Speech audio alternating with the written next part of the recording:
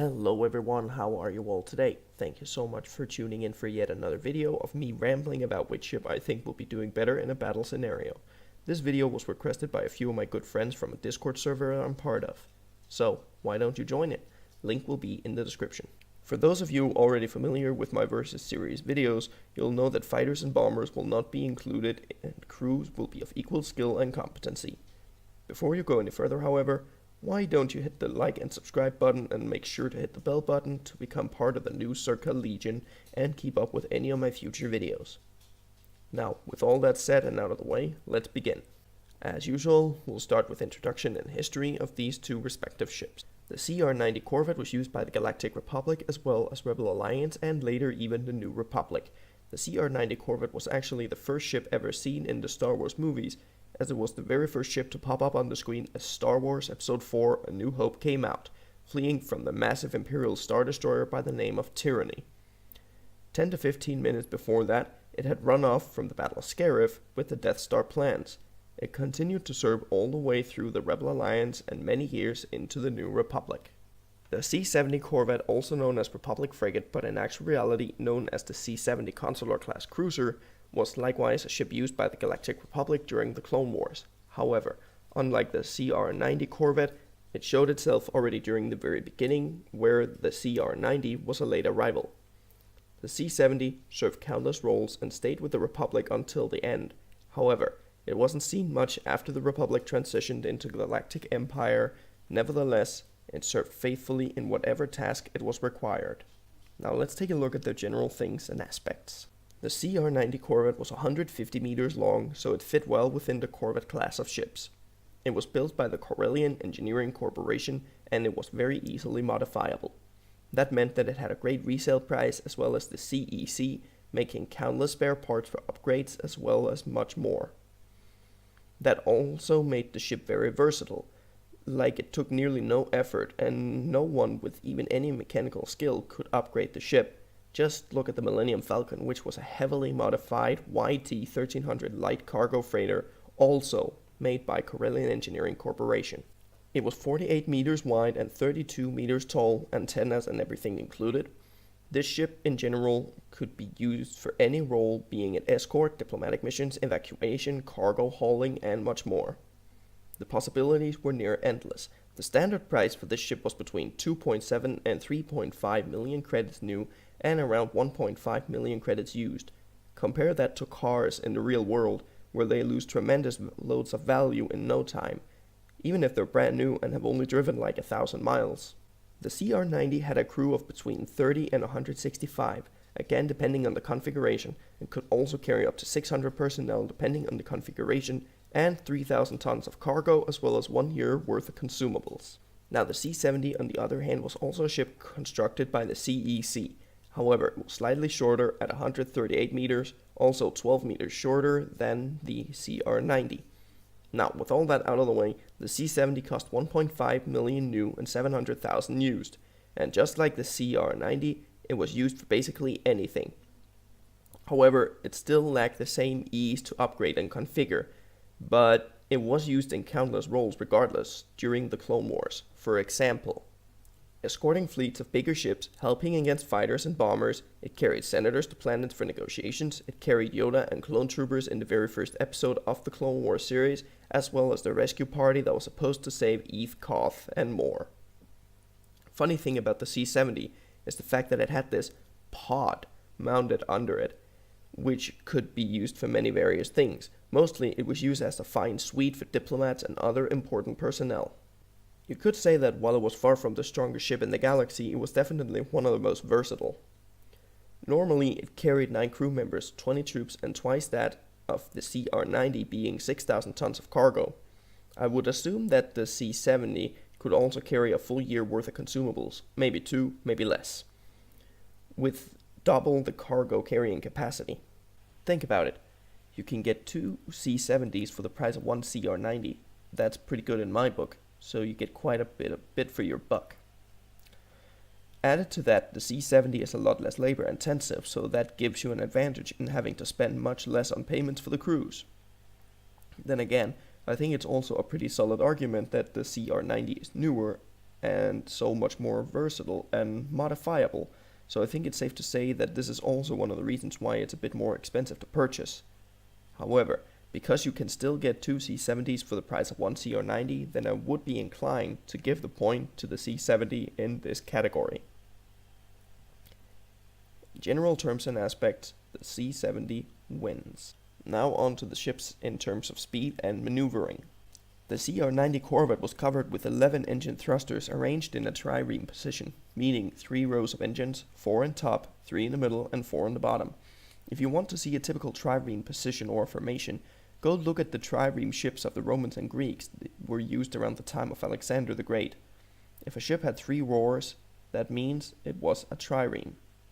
It had incredible acceleration power because of the engines, however its top speed was surprisingly low. One would think that it would be one of the fastest ships in the galaxy, but you'd be wrong.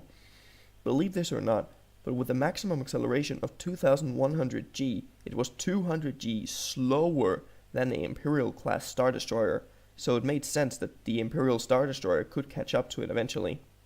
It had a fair speed of 950 km per hour in atmosphere, so it was fairly standard on that front, though like most other ships in the Star Wars universe. It carried a Class 2.0 hyperdrive, and I'd assume something around a Class 10 for backup. With that said, however, it was incredibly maneuverable and able to turn almost on a dime. With its quick acceleration, it was usually referred to as the blockade runner, and it did just that. However, over longer distances, bigger and more powerful ship could catch up to it. But if used correctly, it was a lean, mean fighting machine. Now, the C70 was another story.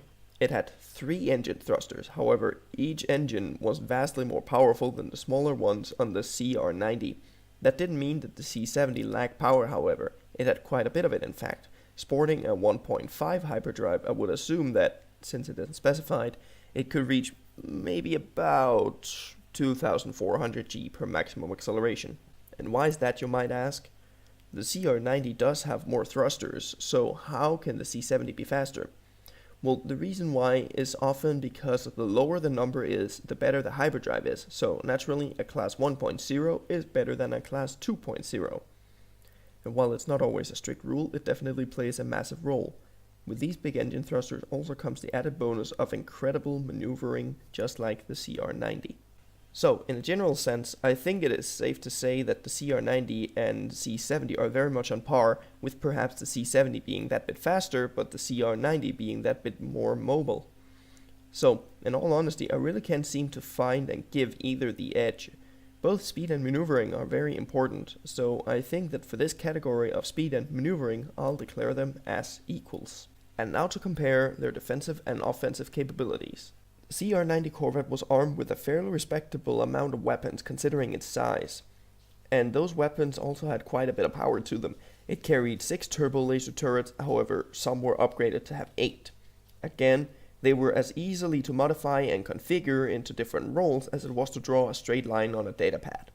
Okay, maybe that's a slight exaggeration, however the point remains. What was mostly what the CR-90 was used for was reconnaissance of the area, as well as protecting the bigger ships from harm done by potential fighters and bombers that would be in the area. And for that, they were pretty much optimized. They were an essential part of the Rebel Alliance fleet, however, when it just needed to, it could just as well fire and unleash everything it had, and while it could in no way stack up to an Imperial-class Star Destroyer, it could still do a great deal of damage to other ships, especially if that ship's shields were down.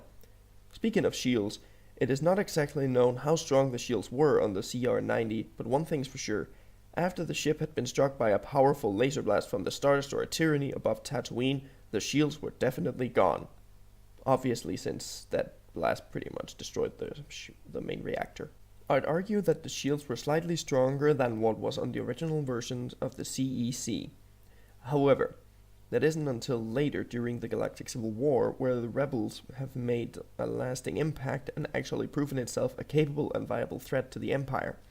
On top of that, the Mon Calamari shipyards, whom we've discussed in other Versus videos, made the best shield generators in the galaxy that even outlasted Imperial Star Destroyers by quite a bit in fact. And so it could be possible that the Mon Calamari have been tampering with something in the CR-90's tech and somewhat found a way to improve the shield. Now again, The keywords here are could be. It might as well have been that the Mon Calamari, being very artistic, didn't want anything to do with CEC products altogether, but due to the harsh loss that the Rebel Alliance would suffer even if it lost one CR-90, I think it is very likely that the Mon Calamari would do something about it to ensure better survival of each vessel. Again, this is pure speculation, but it could very well be wrong, but I think it is worth mentioning regardless. However, the stronger shields would have had no effect on the weaponry of the later versions of the C70 Corvette, with its really nasty heavy ion cannon, the perfect weapon for disabling shields on any ship. The CR-90 had trouble hitting precise spots on a bigger ship, but it did however have great accuracy against fighters and bombers due to the targeting systems on board mainly being optimized for anti-fighter duty and not long-range fighting against bigger ships. With that said, however, it wasn't uncommon for it to go up against larger foes, and it really depended on the situation regarding whether it came out on top or lost. The C70 was just as the CR-90 used primarily for anti-fighter duty, provided of course that both these ships were configured like that. However, these ships were ordered by Supreme Chancellor Palpatine himself to have some kind of protection for the acclimators and venators who had trouble hitting and shooting down fighters and bombers in some cases. And at this role, both ships excelled. The C70 on the other hand had 5 twin turbo laser batteries and 2-point defense medium laser cannons as well in the Clone Wars version. During the Galactic Civil War, it had a different story and weaponry, but still powerful regardless. 4 twin light turbo lasers and 1 heavy ion cannon battery, which what I stated above with the CR-90, where the stronger shields wouldn't really have much of an effect. One could definitely say that this thing was powerful for its size. Not a war-winning weapon by any means, however it was powerful and deserved nothing but to be regarded and respected as such. Added to this, an equally good targeting system as that on the CR-90, to enemy fighters, this ship, actually both Corvettes in this case, were a recipe for disaster. I think it is pretty obvious which ship wins here. While the CR-90 of course is very strong in its own right, the C-70 has that bit more weapons, and in the fact that it's carrying twin armaments. That's pretty serious, especially for ships of this size. So, in this category, I think it is fairly easy to see who wins. However, I do have a feeling that the CR-90 has slightly stronger shields, as I mentioned above, but again, that was pure speculation. I still don't think that it is enough to even out the match in favor of the CR-90, however. So, in offensive and defensive capabilities, the C-70 wins. However, with defense, I would actually be willing to declare the CR-90 the winner, but only very, very slightly.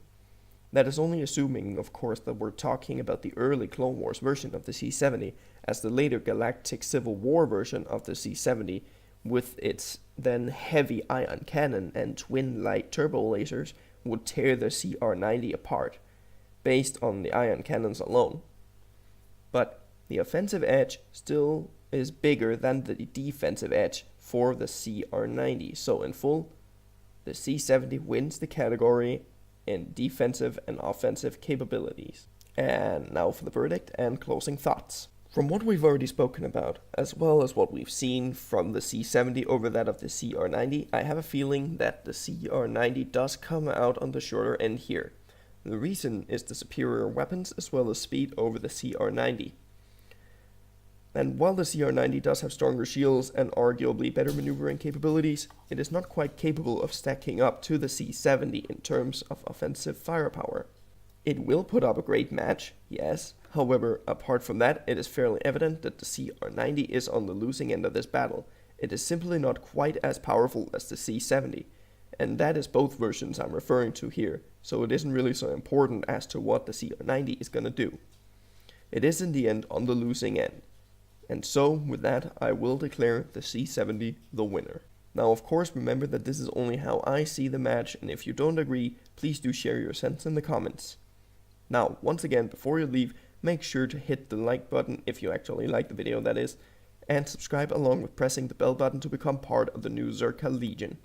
Now, with that said and out of the way, may the Force be with you. Always. And thank you for watching.